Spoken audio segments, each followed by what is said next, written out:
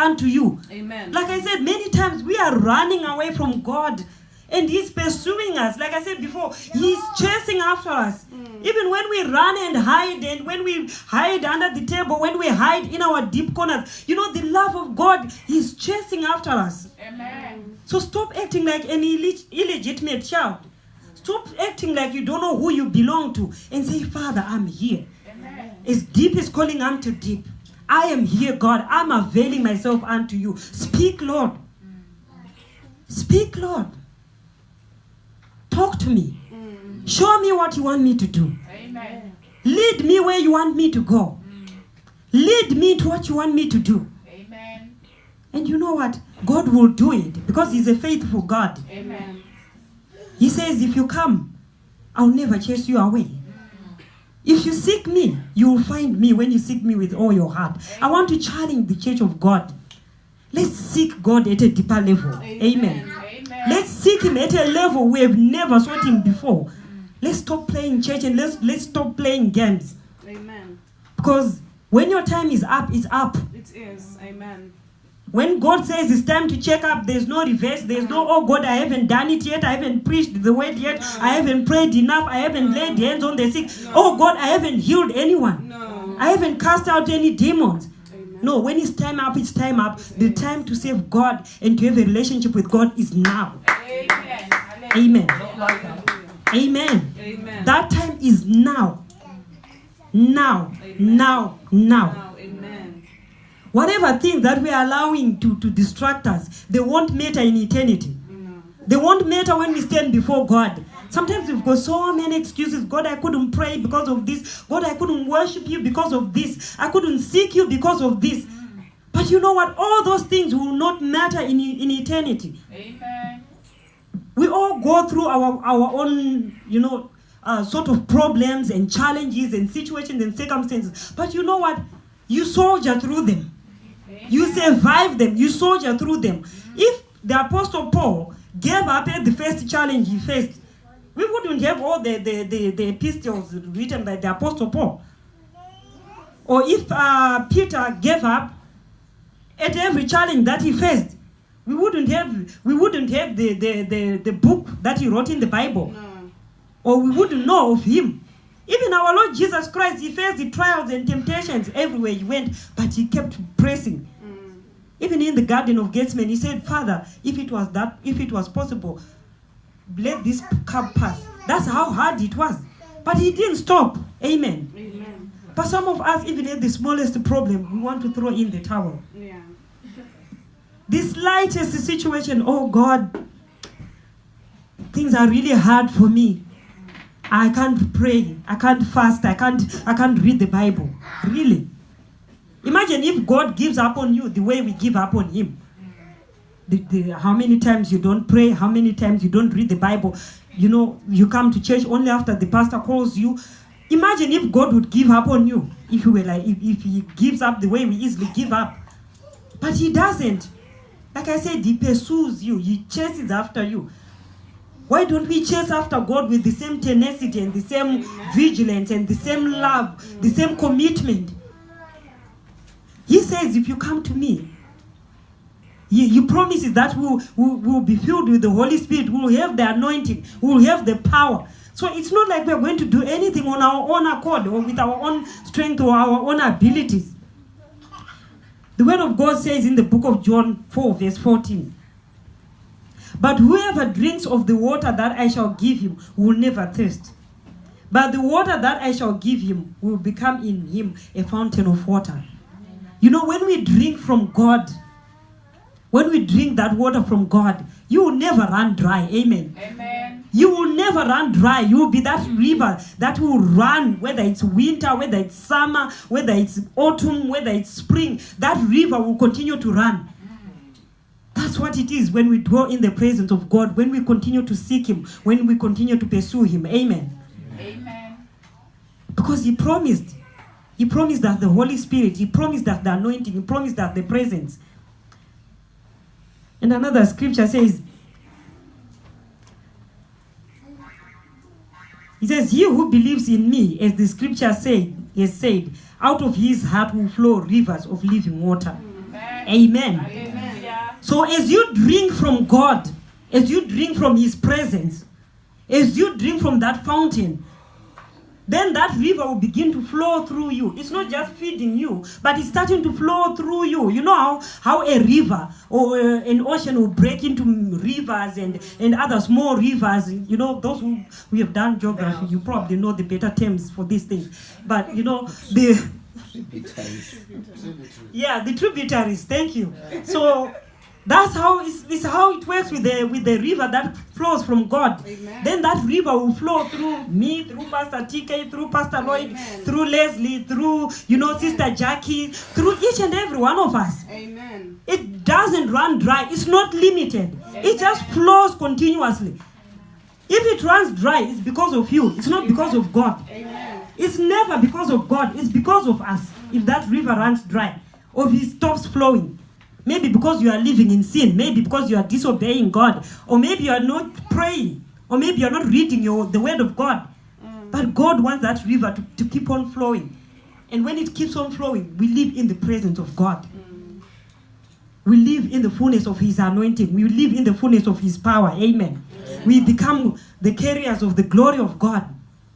I love to be a carrier of the glory of God. Amen. You know, sometimes you walk into a place and people just look at you. If they were gossiping or swearing, they just stop. Yeah. And sometimes you wonder why. I know because it is because I am a glory carrier. Amen. Because I carry the presence of God. You can't afford to swear in my presence. Hallelujah. You can't afford to do funny things in my presence because I'm carrying the presence of God. Amen. Sometimes you hear the language changing. Amen. Amen. Sometimes you hear people, they start talking about church, they start talking about, even those who don't go to church, those who are not Christians, they start acting like Christians because you are there, you are carrying the presence of God. They have to adapt to you, not you to them. But the problem with some Christians, they are the ones who are adapted to the world. Yeah. You are at work and people start swearing and talking about, whatever they are talking about. Then you instead of trying to get them to be like you join in and you are like them.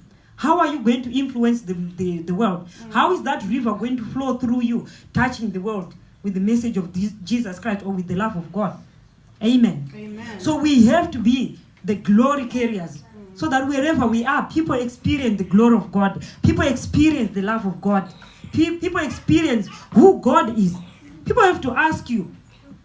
Sometimes I just get people asking me at work, so which church do you go to? I hear you go to church. I hear you preach. I hear you do this. People need to be able to come to you and ask you about these things. Amen. Mm-hmm. Give them a leaflet. Yeah.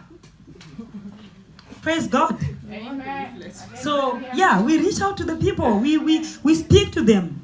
Like Brother Leslie said, we give them leaflets. Yeah. We pray for them. We tell them about Jesus. Yeah, we don't just stop by giving them leaflets. We give them leaflets, then we tell them about Jesus. We tell them about the love of God, and we invite them to church. Because it is good to bring them to have fellowship with others. If you just tell them or preach to them and then leave them there, they're just going to dry out and go like that. But we bring them to church, where they experience the fullness of the glory of God and the fullness of the presence of God. Amen. So, even as we continue to walk in the glory of God and in the presence of God, God begins to reveal His mysteries to us. Amen. Amen.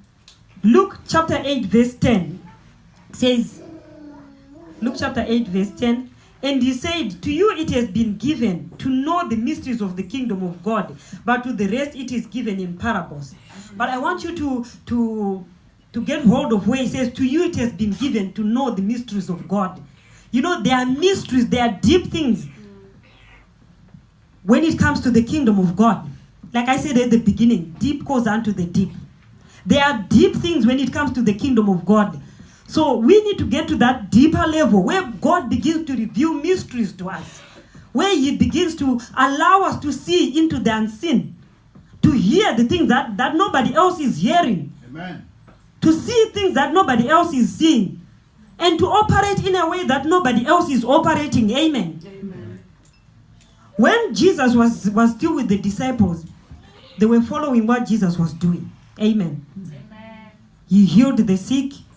He raised the dead. He walked on water. He did so many signs and miracles and wonders.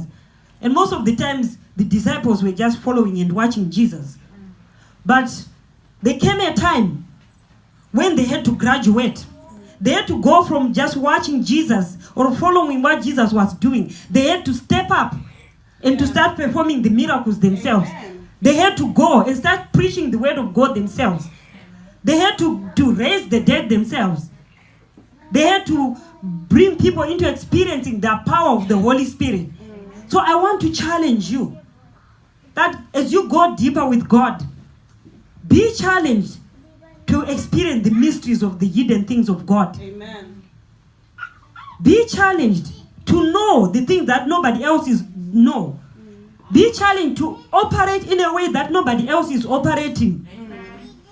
You know, the apostles graduated even to a point where even their handkerchiefs and their shadows, thank you. Even their handkerchiefs and their shadows were now healing the sick. Amen. Yeah, the Bible says, some people may be wondering, really, go and read your Bible in the book of Acts of the Apostles. It's there in the book of Acts. That they would just pass by and people would, just their shadows. Just someone being in the shadow of Peter or Paul or James and John, just being in the shadow, people were getting healed. Amen. And some would just take Peter's handkerchief or any of the apostles' handkerchiefs and people would get healed. So as you walk with God, you need to go from one level to another. Yeah. Don't remain at the same level. Amen. Don't remain, like I said earlier on, no more is boring. Yeah. So I'm challenging you. Graduate from one level to the next. There's so much to be experienced in the kingdom of God. Amen. Amen. There's so much to see. There's so much to know when you are walking with God. Amen. There's so much to do when you are walking with God. Some people think, oh, it's only for pastors. And you look at other people and you admire them. We like to watch, people on TV. Got TV, TBN, and and go maybe to conferences and see things happening and all that. But you know what? God can do it through you. Amen. Young people. I've known young people who are so fired up for God, who do great mighty and signs and wonders for God. Don't ever allow your age to limit you. Amen. Amen. And my sisters, don't ever allow your gender to limit you. Amen. Some of us, we think, oh, I'm only a woman. Only a woman. No. You are a woman of God. Amen. You are a woman of power. Amen. Amen, women. Amen, girls. You are a woman of fire, full of the presence of God. Amen. Full of the anointing of God. So when you walk knowing that who you are, like Queen Esther, she knew who she was when she entered into the king's palace, saying, if I die, if I perish, I perish. But she walked like a queen because she knew the God that she worshipped. So I'm challenging you to step up. Go, have faith. Step into the unknown, knowing that you are a queen, knowing that you can do the impossible. And men, I want to challenge you as well. Come on, you can do it. Don't say, oh, we've got Pastor Andrew. Hallelujah, praise God. Don't say we've Pastor Andrew, we've got Pastor Lloyd, so that's enough. Or we've got the deacons, so that's enough. They'll do it. You can do it. It doesn't matter, pastor, deacon, or you have no position in the church, you can do it. Amen. You can be a man of power. Amen. You can be a man of the anointing of God. Praise God. Amen. And you can take the word of God into the four corners of the earth. Amen. You can do it. Hallelujah. Amen. Don't look down upon yourself. Don't despise yourself. God can do great things through you. Amen. So I want to challenge you. When the pastors are away and there's somebody sick, don't think, oh, the pastors are away, they're on holiday. No. You can run and pray. Whether you're a woman, you're a young person, you're a man, you don't have a position in the church, you can run to that person in his house and pray for them and see them get healed. Amen. You can run to that person who's being troubled by demons or whatever it is that is pursuing them, and you can pray for them and God will set them free. Amen. So I want to challenge you. Let's be a church that is alive. Let's be a church that is emerging. Let us be a church that will do great exploits for the kingdom of God. Amen. This church should never be the same again. Amen. We worship a living God. We worship a God who is alive.